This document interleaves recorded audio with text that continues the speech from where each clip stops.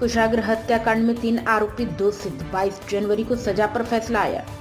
कानपुर के रायपुरवा थाना क्षेत्र के चर्चित कुशाग्र हत्याकांड में जिला न्यायालय ने अहम फैसला सुनाया। एडीजे 11 न्यायालय में जज सुभाष सिंह ने हत्या मामले में शामिल 3 आरोपियों को दोषी सिद्ध करार दिया है। अदालत ने निर्णय सुनाते हुए सुभाष शुक्ला और उसके सहयोगी शिव को आईपीसी की धारा 302 हत्या और 201 सबूत मिटाने के तहत दोषी ठहराया, जबकि मामले में शामिल महिला शिक्षिका रचिता वत्स को धारा 302 में दोषी सिद्ध किया गया है। कोर्ट ने इस मामले में 22 जनवरी को सजा सुनाने की तारीख तय की है। अभियोजन के मुताबिक कक्षा 10 का छात्र कुशाग्र कोचिंग पढ़ने के लिए निकला था। इसी दौरान उसकी कोचिंग टीचर रचिता वत्स ने अपने प्रेमी के साथ मिलकर साजिश रची। आरोप है कि छात्र का अपहरण कर परिजनों से 30 लाख रुपए की फिरौती मांगी गई। इसके बाद कुशाग्र की गला घोंटकर हत्या कर दी गई और साक्ष्य मिटाने की कोशिश की गई। फैसले के बाद कुशाग्र के परिजनों ने अदालत से आरोपियों को फांसी की सजा देने की मांग की है। उनका कहना है कि यह जघन्य अपराध है और इसमें कठोरतम दंड दिया जाना चाहिए। कुशाग्र मामले में फैसला आया है, क्या कुछ आज फैसला रहा है? कोर्ट में की सुनवाई के दौरान क्या कुछ खास रहा?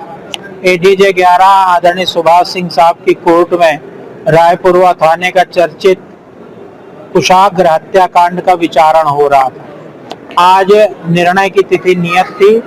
आज जज साहब ने निर्णय सुनाते हुए प्रभात और शिवा को 363, 302 और 201 आईपीसी में दोषी सिद्ध किया है। रचिता वत्स को 364A, 302 में दोषी सिद्ध किया है और दंडादेश के बिंदु पर सुनवाई के लिए न्यायालय ने 22 तारीख नियत कर दी। और क्या मांग कर रहे हैं? अभियोजन दंडादेश के बिंदु पर बहस करते समय फांसी की सजा की मांग करेगा, क्योंकि बड़ा जघन्य हत्याकांड है ये। और एक कक्षा 10 का विद्यार्थी जो घर से निकला था कोचिंग पढ़ने के लिए और उसको इन लोगों ने अपहरण किया फिरौती के लिए और हत्या कर दी, तो अभियोजन के द्वारा फांसी की मांग की जाएगी। क्या नाम है आपका?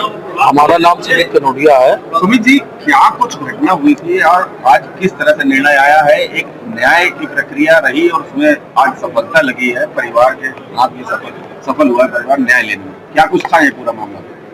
हमारा भतीजा 30 अक्टूबर को रोज की भांति अपने स्वरूप नगर मैनन कोचिंग पढ़ने 4 बजे शाम को निकलता था। वही समय निकला था और 7:30 बजे वो लौट के आता था। उस दिन वो 7:30 बजे लौटा नहीं, तो हमारी भाभी ने उसको फोन किया, मोबाइल स्विच ऑफ आया।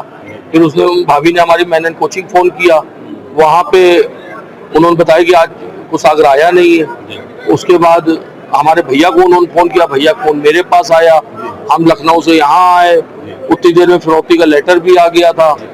फिर हम लोगों ने गार्ड ने, चौकीदार ने बताया बिल्डिंग के भगवती मिला के कि वो जो लेटर आया था वो स्कूटी से टीचर पढ़ाने आती थी रचिता मेरे घर पे ट्यूशन घर में, वो प्रभात की लवर भी थी।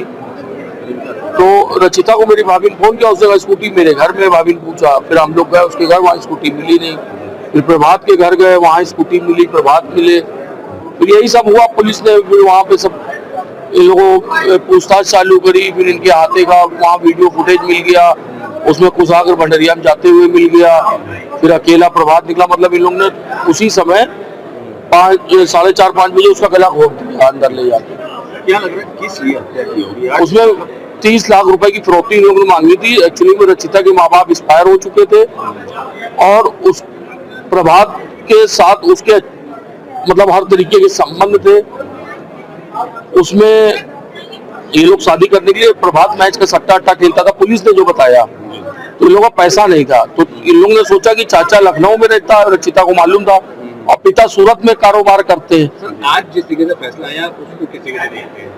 आज जो फैसला आया, ये हम लोग ने ईश्वर से विनती की थी कि जो कुशाग्र के साथ हुआ वो किसी और बच्चे के साथ ना हो। इसलिए हम लोग पनकी दरबार में हनुमान जी के हम लोगों ने, हमारे परिवार ने खूब विनती की, अर्जी लगाई और न्यायालय से, माननीय न्यायालय से भी विनती की और सबने साथ दिया।